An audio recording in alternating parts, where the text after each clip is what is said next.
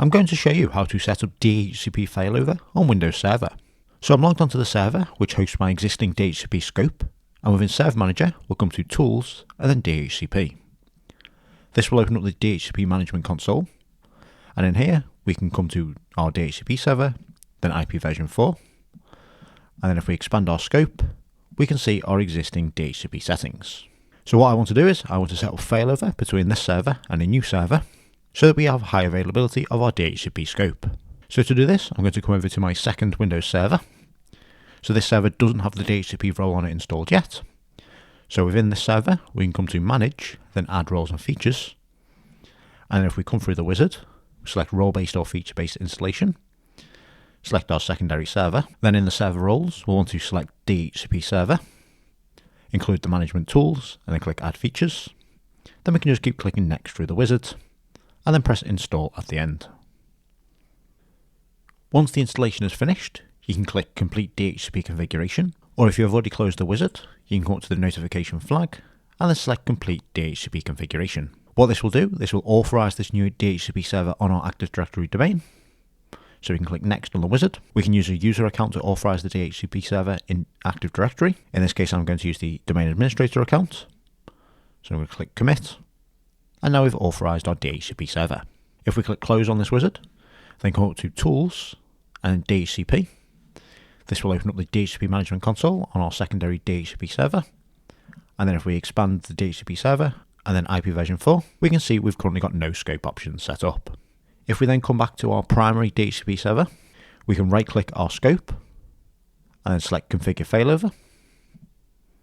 And now we can go through the failover wizard to set up DHCP failover. If you've got multiple scopes available, you can either click Select All to replicate all of the scopes, or you can untick the box and then manually select the scopes you want to set up. I'm going to select my primary scope because I only want to replicate this one scope. We then click Next. Now we need to select the partner server. So we're doing this on our primary, so what we need to do is select our secondary server. So if we press Add Server, click Browse, and then type in the name of our secondary DHCP server, and then click Check Names, and then OK. And then click OK again. This is then set it up against our secondary server. We can then click Next, and now we can give our relationship failover scope a name. I'm just going to leave this as default, and then we can go into configuring our options. So the first thing we want to do is select our failover mode. So we've either got load balance or we've got hot standby. So what hot standby will do is it will only have one active DHCP server at a time.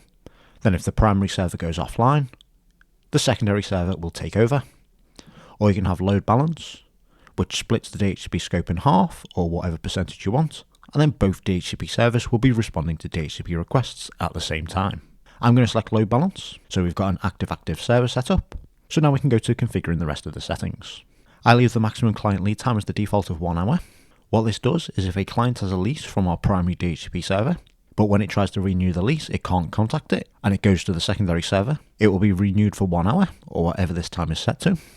This setting is only used if there is a communication issue between the two DHCP servers. We've then got our load balance percentage. I generally leave this as 50-50. So each server gets 50% of the DHCP pool to give out. If you want, you can enable state switchover interval. So what this does is if one of the servers is down, the remaining server will take full control of the scope and then start giving out 100% of the leases instead of the 50% that is allocated. So you can either leave this on or off. You can also enable message authentication. So what we do is we just enter a password, and this is just a shared secret between the two DHCP servers. Now I've got my scope configured how I want it. I can click Next. We can confirm our settings here, and then press Finish, and then it will create our DHCP failover scope. That's shown as successful, so if I click Close and then come over to my secondary DHCP server, I can then refresh my IP version 4. We can see that we've now got a scope, and if we come into the scope, we can see our address pool, we can see our leases, we don't have any reservations, but it's carried all the scope options over, and it didn't have any policies. So now when a client on our network requests a DHCP address, either our primary or our new secondary server will respond to the request. Now there is something to bear in mind with this DHCP failover, is that when you make a change to a DHCP scope, it doesn't automatically replicate the settings over. So for example, if I change one of my scope options or add another option, so if I edit my DNS service and then add in a secondary DNS server and then click Add, then apply. On my primary DHCP server, we've now got this new option. But if I come over to my secondary DHCP server, then come to scope options, no matter how many times I refresh, this will not update because there is no replication between the scope settings. So what you have to do is, whenever you make changes to any of the scope settings, whether that's scope options or reservations or policies, you have to right-click the scope and then replicate the scope. So that will then replicate all of the settings from the primary server to the failover partner. So if I close that wizard and then come back to DHCP server 2 and then refresh, we can see that it's now got the updated settings and both DHCP servers will be giving out the same settings. So that's how to set up DHCP failover on Windows Server.